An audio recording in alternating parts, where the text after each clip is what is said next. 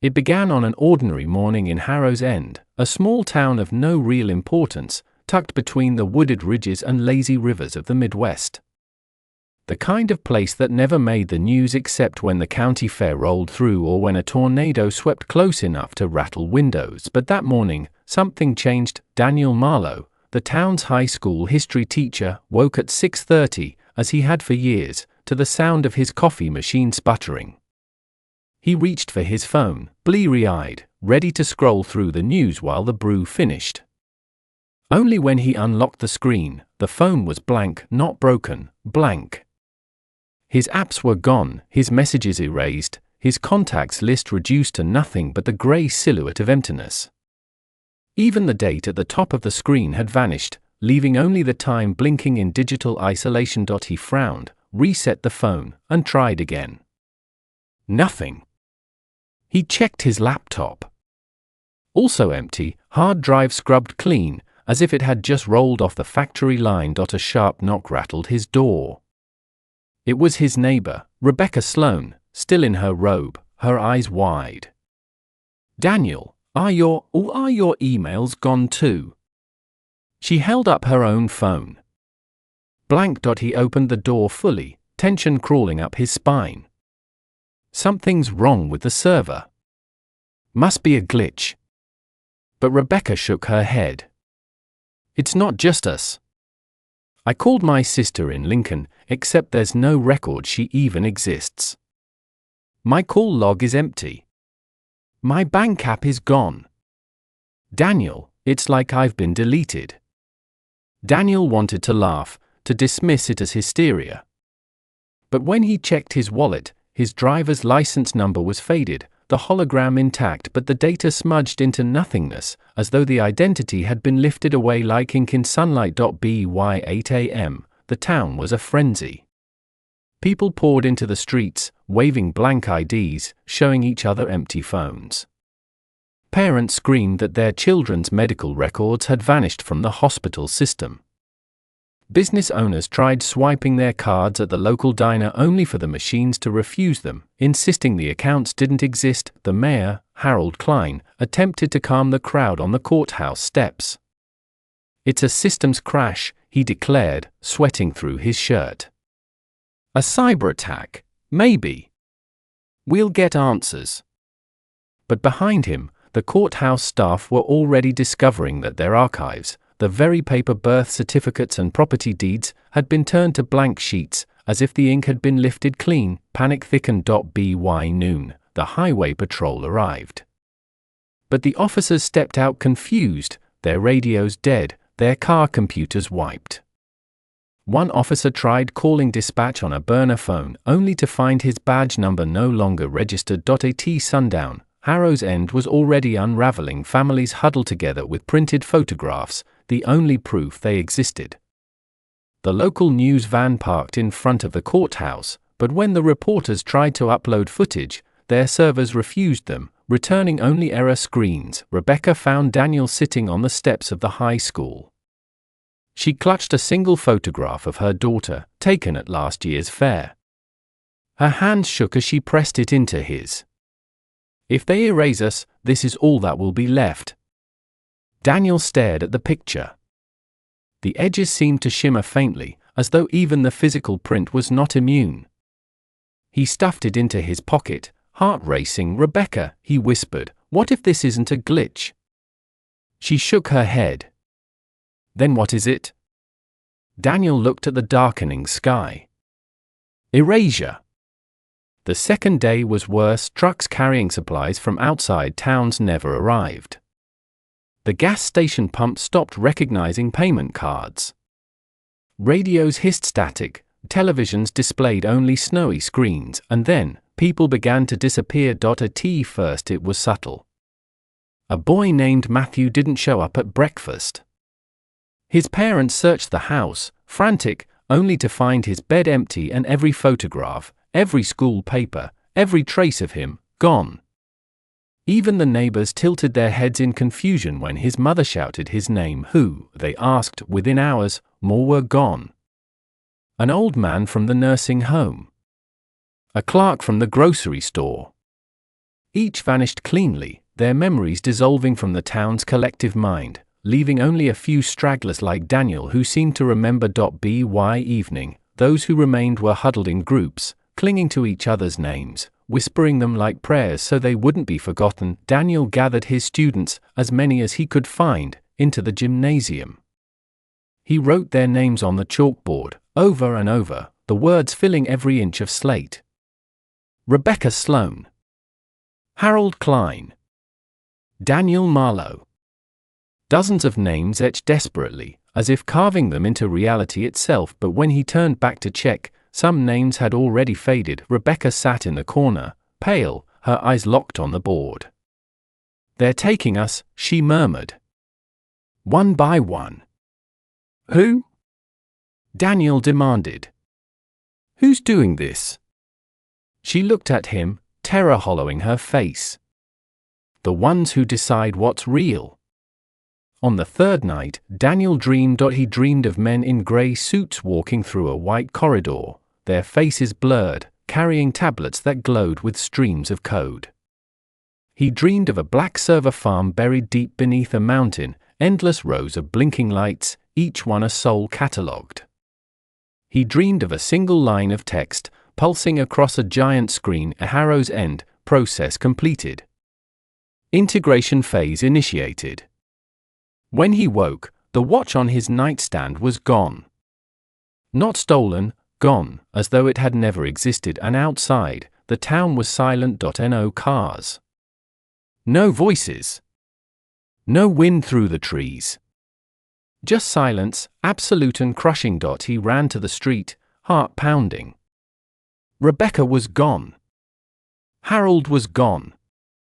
His students were gone. Only Daniel Marlowe remained, standing in the center of a town that had been erased, and in the silence, a voice whispered, not from the air, but from inside his skull, "You are not supposed to remember."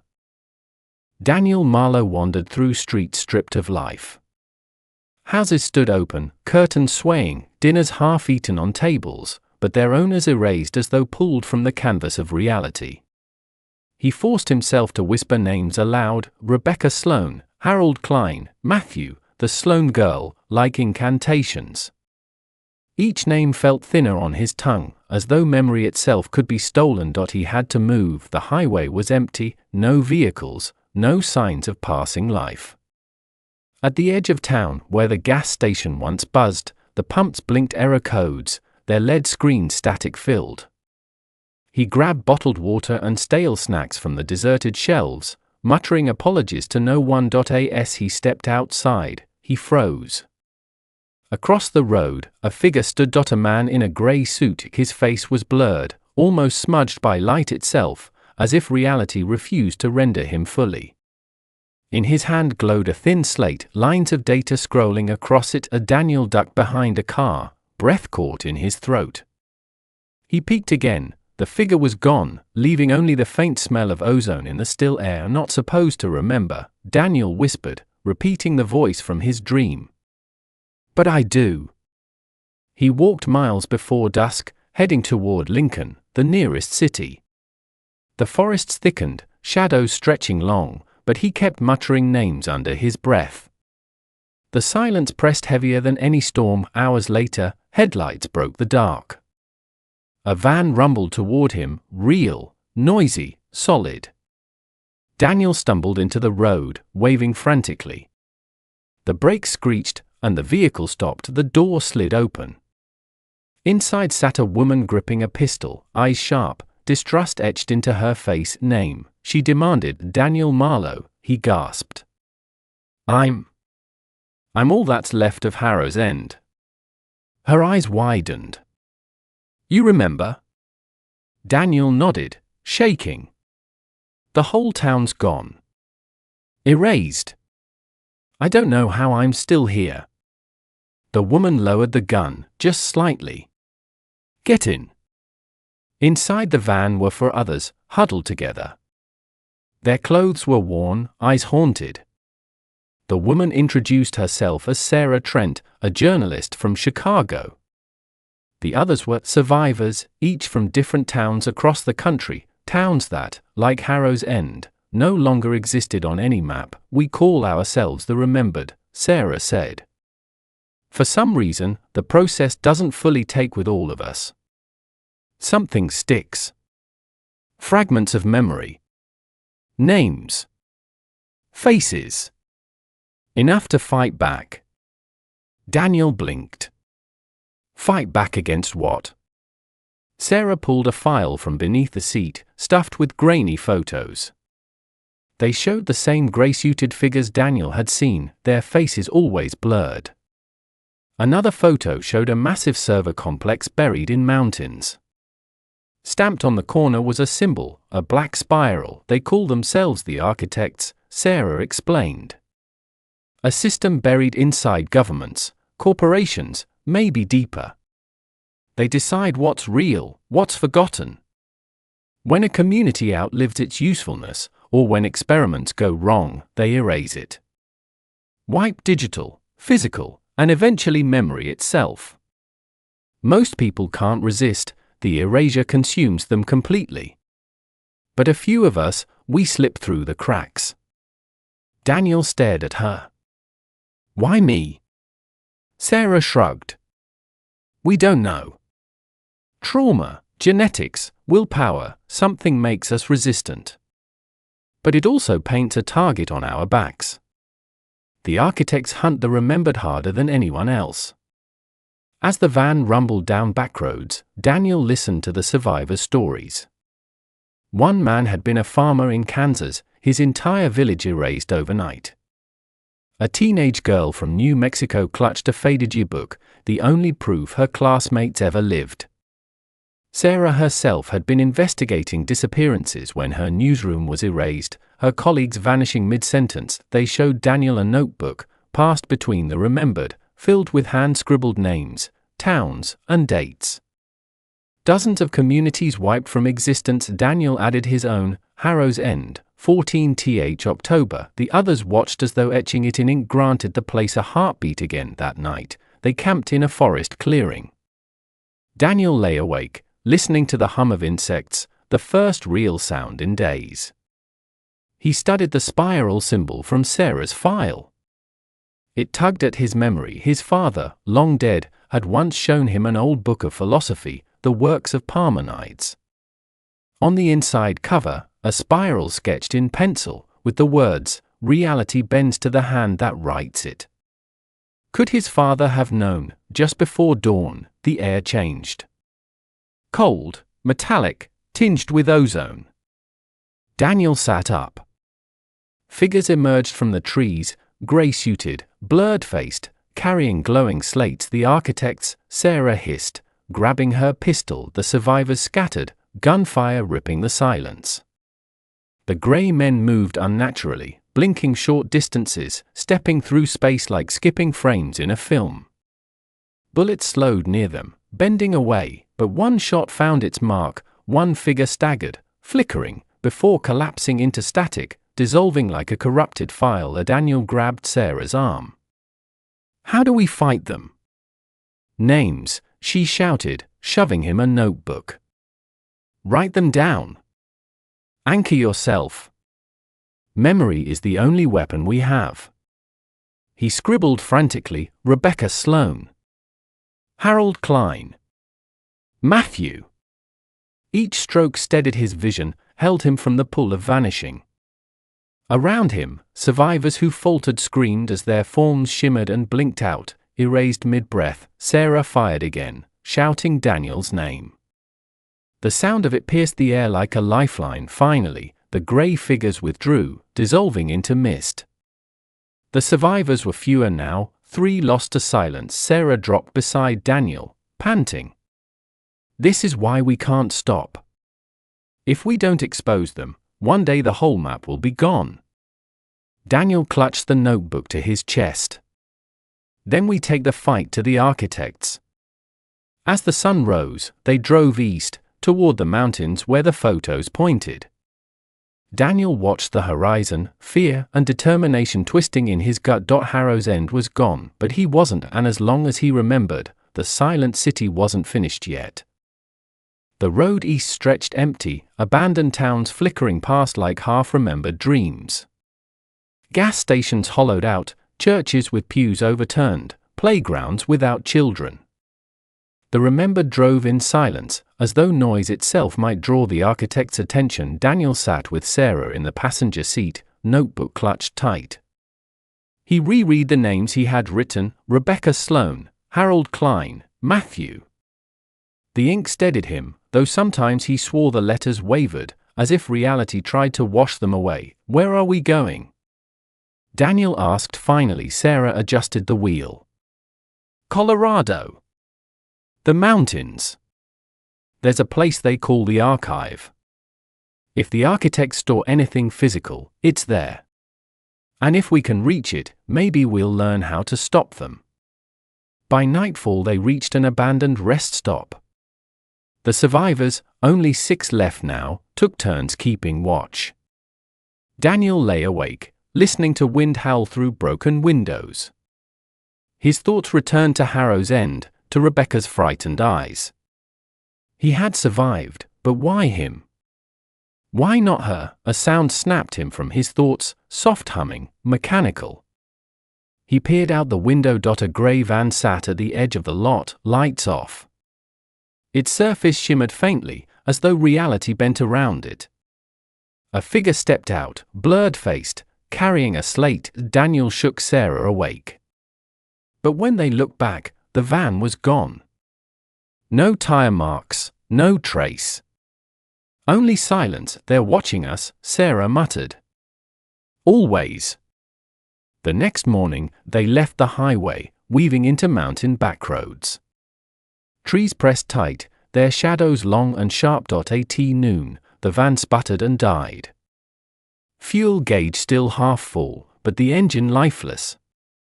The group pushed it into a clearing. As they argued, Daniel wandered to the tree line, and froze. There, half buried in dirt, was a sign: Welcome to Ashford, population 2310. But beyond the sign, nothing. No town, no buildings, only empty field. He touched the rusted metal, heart pounding. Another erased city. Sarah joined him, face pale. They're accelerating. Erasing whole towns faster than ever. Why? Daniel whispered. Because we're getting closer. They hiked on foot, carrying what supplies they could. By dusk, they stumbled upon an outpost, a weather station perched on a ridge. To their shock, it wasn't abandoned. A man in his 60s stepped out, shotgun raised. His eyes were bloodshot, but alive.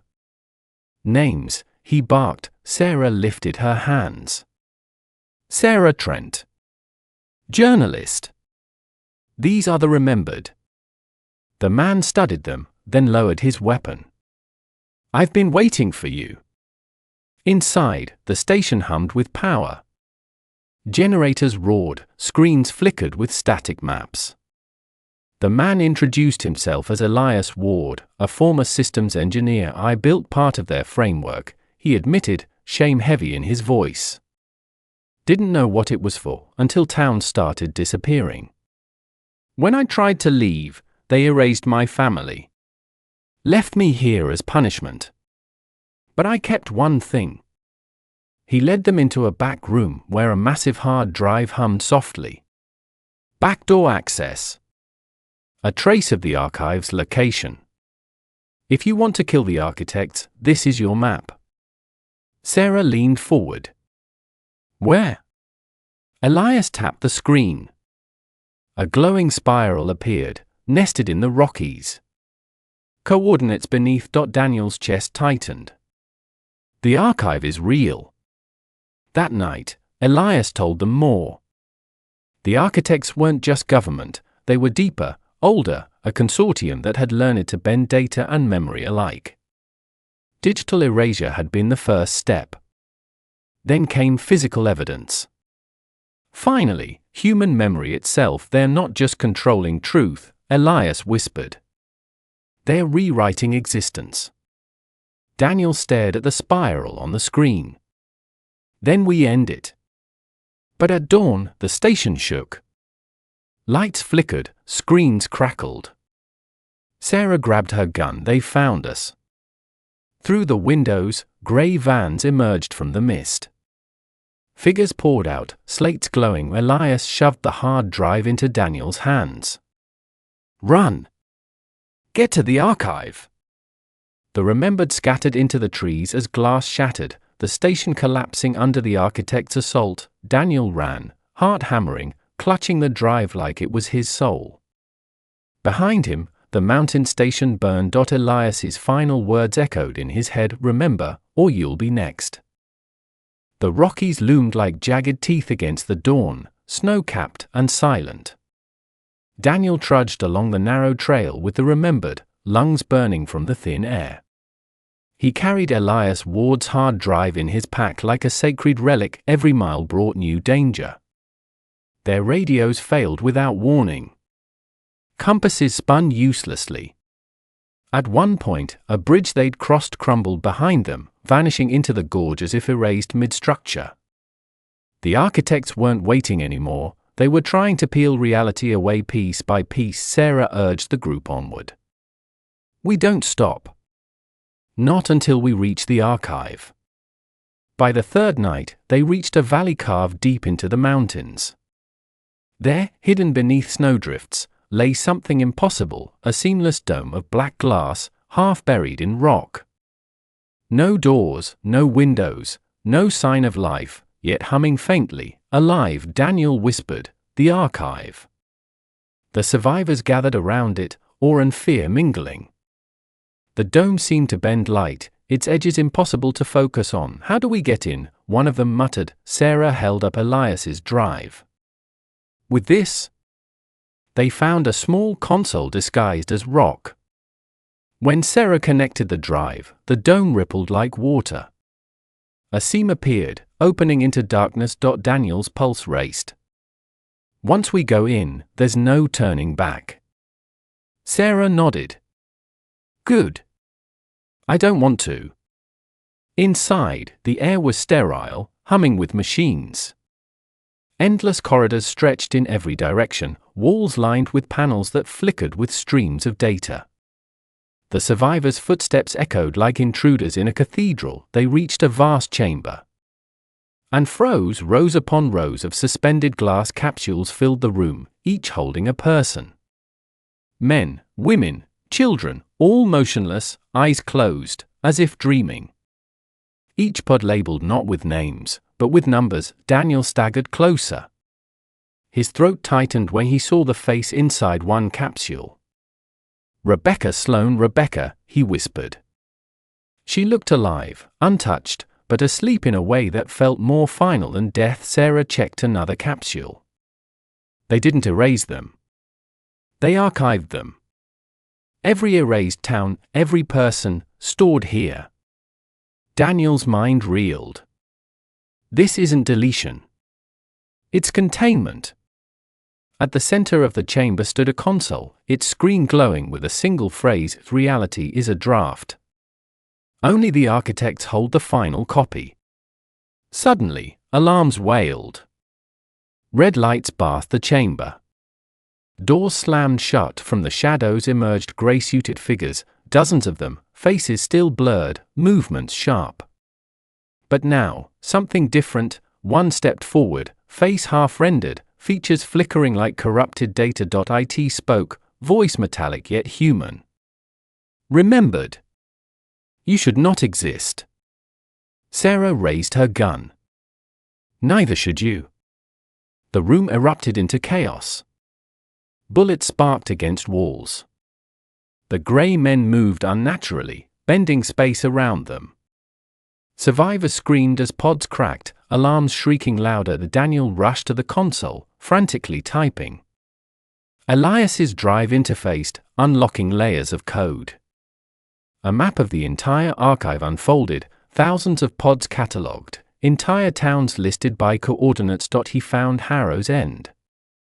Status, contained. His hands trembled. We can free them. Sarah shouted over the chaos. Do it. Daniel slammed the command, release protocol. The console asked, confirm mass release. he hit yes. The pods shuddered. Steam hissed. Eyes opened across the chamber, hundreds of them. People gasped, choked, began to stir. Confusion spread like wildfire, but the architects roared, their slates glowing brighter. Unauthorized breach. Integration compromised. The chamber shook violently. Sarah grabbed Daniel's arm. You just started a war. The chamber roared to life. Pods hissed open one after another, steam clouding the vast dome. Voices echoed, confused, terrified, gasping for breath. Hundreds of people spilled onto the floor, clutching their heads, their eyes darting wildly as if waking from a dream too long. Daniel fought through the chaos, searching frantically until he saw her, Rebecca Sloane. Pale, trembling, but alive. Rebecca, he shouted, grabbing her arm. She blinked at him, recognition flickering in her eyes. Daniel. I thought, no time. He cut her off. You're free. But we have to run. Across the chamber, the architects closed in. Their grey suits shimmered, their aces blurring faster, slates glowing like weapons. The air bent around them, reality flickering as if they were rewriting it mid-step. Sarah fired, but bullets warped aside. We can't fight them like this. One architect raised his slate, and a wave rippled through the crowd. People screamed as their outlines shimmered, their bodies glitching, vanishing mid-breath. Erasure, instant, brutal. Daniel clutched Elias's hard drive tighter. The console. It has override commands. Keep them busy. Sarah and the survivors formed a wall, firing, shouting, throwing anything they could. It wasn't enough, but it was time. Daniel typed furiously. Menus scrolled, containment protocols. Identity records. Memory streams. His eyes locked on one option, mirror broadcast. He slammed the command. Every pod, every console, every glowing slate flickered. The architects staggered, their blurred faces twisting. On the screens above, streams of data spilled out, not just containment files, but raw evidence, erased towns, stolen identities, names of the architects themselves. Sarah's eyes widened. You're broadcasting it, outside. Daniel nodded. If the world sees this, they can't erase everything. But the lead architect stepped forward, his form stabilizing for the first time. Half a face emerged, pale skin, dark eyes, sharp jaw. You think visibility protects you, the architect said, voice cold and human. We invented visibility. We own the narrative. You've simply accelerated your end. Rebecca clutched Daniel's arm. Then why do they sound afraid? The chamber shook violently. Alarms wailed. Daniel's console flashed, external systems breached. Broadcast live somewhere beyond the mountains, the truth was spilling into the open net, newsrooms, feeds, devices lighting up with images of the pods, the erased people, the architects themselves. Sarah shouted, it's working. But the architects unleashed fury. Their slates glowed blinding white, and survivors dropped one by one, vanishing with screams cut short. Sarah stumbled, bleeding from her side, but kept firing defiantly. Daniel refused to stop typing. Release complete. Broadcast secure. The lead architect lunged, reality bending like liquid around him. Daniel raised the hard drive as if it were a shield. The architect's hand closed around it, then faltered. His form flickered violently, face glitching between human and blur. Daniel realized the broadcast wasn't just exposing them. It was destabilizing them. They can't survive the truth, Daniel whispered with a roar. The dome split. The archive shuddered as systems overloaded. Pods collapsed, floors cracked, walls dissolving into static. Daniel grabbed Rebecca, dragging her toward the exit. Sarah limped behind, clutching her side. The architects writhed in the chaos, their forms collapsing like broken code, their voices echoing, unwritten. Unwritten. Outside, the mountain thundered, the dome imploding in a blast of light and silence. Daniel and Rebecca stumbled into the snow, coughing, trembling. Behind them, the archive was gone, swallowed in collapse. Days later, the world burned with revelation. News broadcasts played the leaked footage on repeat. Government scrambled to explain, to deny, but the images of pods, erased towns, and blurred-faced men could not be unseen. Protests erupted. Whistleblowers emerged. The architect's shadow fractured. Daniel watched from a safe house with Sarah and the remaining survivors. Rebecca sat beside him, holding his hand. Sarah's voice was hoarse but steady. "We didn't destroy them. But we tore away their mask. They can't erase that." Daniel stared at the flickering screen, images of Harrow's End flashing across it, his erased home, now undeniable. "They wanted silence," he murmured. "But we gave the city back its voice." And for the first time since the erasure began, the world listened.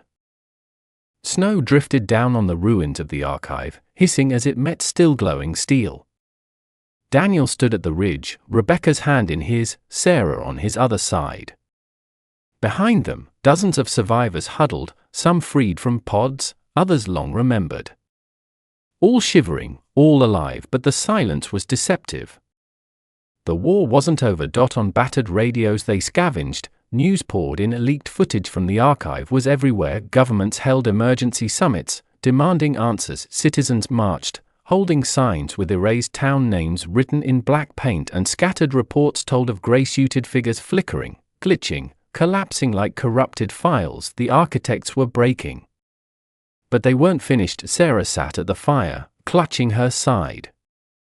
"We crippled them," she rasped, "but they'll regroup. They always do. And they'll come for us first." Daniel stared into the flames. "Then we don't hide. We finish it." Rebecca turned to him, voice shaking. "Daniel, you already gave the truth to the world. Isn't that enough?" He looked at her, the memory of Harrow's End burning in his chest. "They'll twist it, Rebecca. They'll rewrite it again unless we cut out the root. Somewhere, there's a core of the first archive, the real one. That's where we strike." Sarah nodded grimly. Elias called it the origin node. "If it exists, it'll be the spine of their system. Destroy it, and they can't rebuild." The journey took weeks. Survivors scattered, some returning to families, others vanishing into safe houses. Daniel, Rebecca, and Sarah pressed deeper into the Rockies, following Elias's last coordinates. At last, they found it, buried beneath a glacier, sealed by ice, pulsed a black monolith, taller than a cathedral, humming like a living heart. The origin node. The closer they came, the more reality warped. Snow fell upward. Voices whispered from nowhere. Rebecca's hand turned translucent for seconds at a time. "They're rewriting us even now," Sarah said. "If we don't end this, we'll vanish too." Inside, the node was endless. A cavern of light and dark, filled with towering spires of data streams. Faces flickered across them, millions of erased people, crying, screaming, silent. At the center stood the architects. Dozens, maybe hundreds, their blurred faces stabilizing now, half human, half glitch, as if feeding directly from the node. One stepped forward. The same dark-eyed leader Daniel had faced in the archive. "You broadcast shadows," the architect said coldly. "But shadows fade. We are the authors. We decide who exists." Daniel held up the notebook, pages filled with names. His voice thundered across the chamber. "Not anymore. We remember." The architects flinched, their forms glitching at the weight of the words. Sarah raised her gun. "Now, Daniel!" He hurled Elias's hard drive into the node's core console. The screen exploded in sparks, alarms shrieking. Streams of code unraveled, collapsing like torn fabric. The architects screamed, not in pain, but in erasure. Their blurred faces split apart, dissolving into static. One by one, they vanished. The node cracked. Light poured out in waves, surging across the chamber. The faces on the spires dissolved, not erased this time, but freed, scattering into the ether. Names surged in Daniel's head, voices whispering gratitude, memory flooding back. Rebecca clutched his arm, tears streaming. They're going home. The collapse was violent. Daniel, Rebecca, and Sarah sprinted as the node imploded, the glacier above groaning. They barely escaped as the mountain swallowed itself in a deafening roar. When the dust cleared, the origin node was gone, and with it, the architects. Epilogue. Months later, the world was different. Governments admitted nothing, but citizens remembered everything. Town names once erased returned to maps, whispered into memorials, carved into stone. Survivors gathered in vigils, lighting candles for the lost. Daniel and Rebecca moved quietly between cities, helping survivors reclaim their histories. Sarah published her story, not in newspapers, but in encrypted networks that spread it beyond reach of control, and everywhere, graffiti appeared in alleys and underpasses. We remember. One night, Daniel stood on a hill overlooking a rebuilt Harrow's End. Children played in streets, laughter rising where silence once reigned. He clutched the notebook of names, pages worn thin but intact. Rebecca joined him, leaning against his shoulder. Do you think it's over?